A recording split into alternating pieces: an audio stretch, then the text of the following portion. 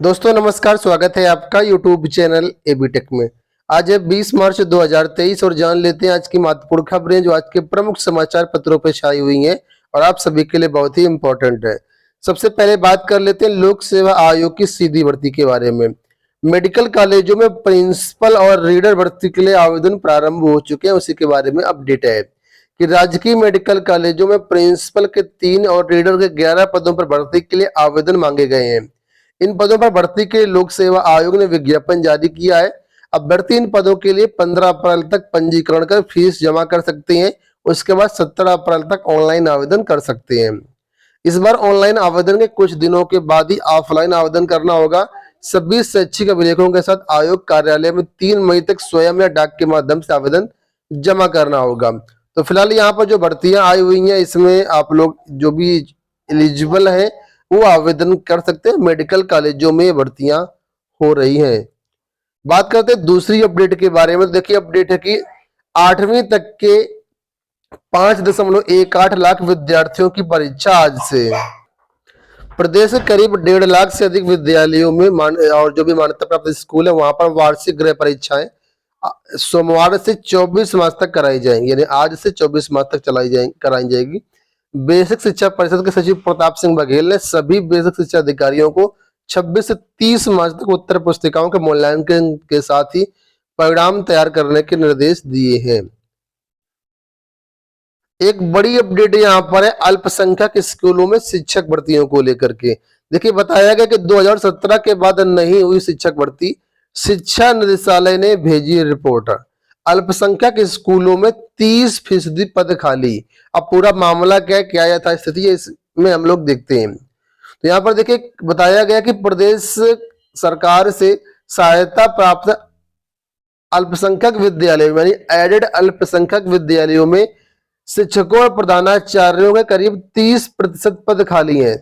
मुस्लिम, ईसाई, जैन, बंगाली आदि अल्पसंख्यक समाज की ओर से प्रदेश में संचालित 300 से अधिक एडेड हाई स्कूल व इंटर कॉलेजों में प्रधानाचार्य व शिक्षकों के कुल 7,795 पद स्वीकृत हैं, जिसमें शिक्षा निदेशालय की रिपोर्ट शासन को भेजी गई, जिसमें बताया गया है कि करीब 5,483 पदों पर ये जो प्रधानाचार्य शिक्षक कार्यरत है और 2,312 पद यहाँ पर खाली हैं। यहाँ पर आंकड़े दिए गए प्रधानाचार्य के स्वीकृत पद, कार्यरत पद और रिक्त पद। इसी तरीके से प्रधानाध्यापक, प्रवक्ता, सहायक अध्यापक, तो यहाँ पर देखिए सारा कुछ ब्यौरा दिया गया है। सबसे ज्यादा जो भर्तियां हैं सहायक अध्यापक की हैं और ये पिछले 5 सालों से नहीं हुई है। 2017 के बाद से कोई भी शिक्षक भर्ती यहाँ पर नहीं हुई है। अब मामला क्या है, क्यों भर्तियां नहीं हो पाई, क्या स्थिति है उसको देखते हैं। तो 2017 में प्रदेश में नई सरकार बनने के बाद इन संस्थानों में भर्ती पर रोक लगा दी गई थी। पहले यहाँ पर जो भर्तियां होती थी प्रबंधक अफसरों से अनुमति लेकर के अपने हिसाब से कर लेते थे और इस तरीके से जो है वहां पर शिक्षक और प्रधानाचार्य नियुक्त किए जाते थे। लेकिन ये जो प्रक्रिया थी बहुत ही गड़बड़ थी। इसमें प्रबंधक अपने हिसाब से अपने जो भी सगे संबंधी उनका ही चयन करते थे। तो इस पर वर्तमान भाजपा सरकार ने इस पर जो है रोक लगा दिया था, ठीक है, और रोक लगा दिया तो उसके बाद से भर्ती नहीं हुई और तब से यहाँ पर स्थितियां बिगड़ती जा रही हैं। सरकार ने इन कॉलेजों में शिक्षकों की नियुक्ति के लिए गाइडलाइन जारी की थी। शिक्षक भर्ती की लिखित परीक्षा के लिए शासन स्तर पर पिछले साल अगस्त में एजेंसी चयन के लिए भी प्रक्रिया शुरू की गई थी, जिसके आधार पर मेरिट में शीर्ष 5 अभ्यर्थियों का पैनल बनाने के बाद चयनित अभ्यर्थियों में से ही अल्पसंख्यक संस्थाओं को नियुक्ति देनी थी। लेकिन 8 महीने से अधिक समय बीत चुका है, उसके बाद भी कुछ भी नहीं हो पाया है।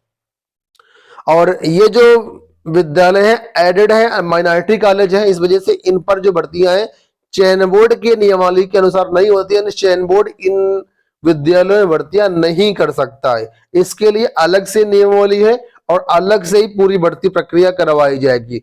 तो फिलहाल देखना ये होगा कब तक की भर्तियां होंगी तो अब सीधी भर्ती से ही होंगी।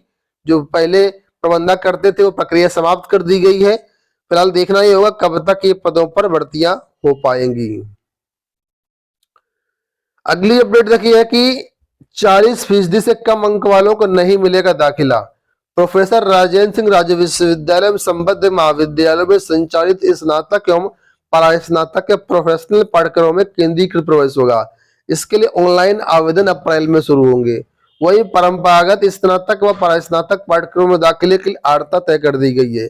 सभी पाठ्यक्रमों के लिए अलग अलग शनिवार अंक की अनिवार्यता रहेगी। इस पर प्रवेश समिति ने तैयारी शुरू कर दी है। यहाँ पर बताया गया ये स्नातक यानी ग्रेजुएशन में अगर आपको एडमिशन लेना है तो सामान्य व ओबीसी वर्ग के अभ्यर्थियों के लिए इंटरमीडिएट में कम से कम 40% अंक अनिवार्य होना चाहिए और SC ST अभ्यर्थियों के लिए 35% अंक अनिवार्य होना बताया गया है। इससे कम पर चयन मतलब एडमिशन नहीं दिया जाएगा। वहीं पर जो प्रोफेशनल पाठ्यक्रम है उनके लिए सामान्य ओबीसी के लिए 50% रखा गया है और SC ST के अभ्यर्थियों के लिए 45% अनिवार्य किया गया है इंटर में। आपको बता दें कि रज्जुबीय विश्वविद्यालय से संबद्ध कॉलेज जो है वो 4 जिलों में है, जिसमें से प्रयागराज, प्रतापगढ़, कौशाम्बी और फतेहपुर।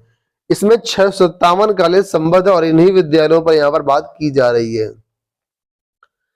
बिजली कर्मचारियों की हड़ताल खत्म और यहाँ पर कल ऊर्जा मंत्री के साथ संघर्ष समिति के जो भी पदाधिकारी यानी कि वार्ता हुई और वार्ता के दौरान यहाँ पर 65 घंटे बाद हड़ताल खत्म की गई। 72 घंटे का ऐलान किया गया था लेकिन 65 घंटे बाद हड़ताल समाप्त कर दी गई और जो भी यहाँ पर FIR दर्ज किए गए थे, मुकदमे दर्ज किए गए थे, जो बर्खास्त किए गए थे कर्मचारी, वो सब बहाल किए जाएंगे। आपने देखा होगा समाचार पत्रों में आया था कि 3000 कर्मचारी बर्खास्त किए गए संविदा कर्मी, लेकिन सारे संविदा कर्मी फिर से बहाल किए जाएंगे। ठीक है, और उसके बारे में आज के समाचार पत्रों में लिखा हुआ है। और बहुत से ऐसे भी अभी है गांव कस्बे जहां पर अभी भी लाइट नहीं पहुंची, बिजली नहीं पहुंची, तो बताया गया है 24 घंटे लगेंगे बिजली आपूर्ति को सामान्य करने में, क्योंकि बहुत सारी चीजें यहाँ पर घटित हो चुकी हैं, तोड़ फोड़ वगैरह काफी कुछ। तो फिलहाल ये अपडेट यहाँ पर है। प्राथमिक शिक्षक भर्ती को लेकर के एक बड़ी अपडेट निकल के आ रही है कि देखिए मिशन नई प्राथमिक शिक्षक भर्ती की मांग को लेकर के लखनऊ में एक विशाल धरना प्रदर्शन होने वाला है। कब? 23 मार्च को। 23 मार्च को सभी से निवेदन किया गया आप सभी लोग जरूर पहुंचे। जो भी TT या CTT पास अभ्यर्थी हैं वो सभी लोग जरूर पहुंचे। कहाँ पहुंचना है? तो यहाँ पर देखिए लखनऊ पहुंचना है। बाकी जो डिटेल्स होंगी आपके साथ शेयर कर दी जाएंगी। अंत में अपडेट है यूपी बोर्ड कॉपियों के मूल्यांकन को लेकर के। 2 दिन हो चुके हैं कॉपियों का मूल्यांकन का और यहाँ पर करीब बताया गया कि 2 दिन में यूपी बोर्ड की 30 लाख कॉपियों का हुआ मूल्यांकन। कुछ तस्वीरें यहाँ पर आप लोग देख सकते हैं। प्रदेश के 258 केंद्रों पर चल रहा है मूल्यांकन का कार्य। CCTV की मदद से निगरानी यहाँ पर की जा रही है और ये सारी चीजें यहाँ पर हैं। तो दोस्तों ये हो गई आज की सारी सूचनाएं। उम्मीद करते हैं वीडियो पसंद आया होगा। इस वीडियो में इतना ही। धन्यवाद।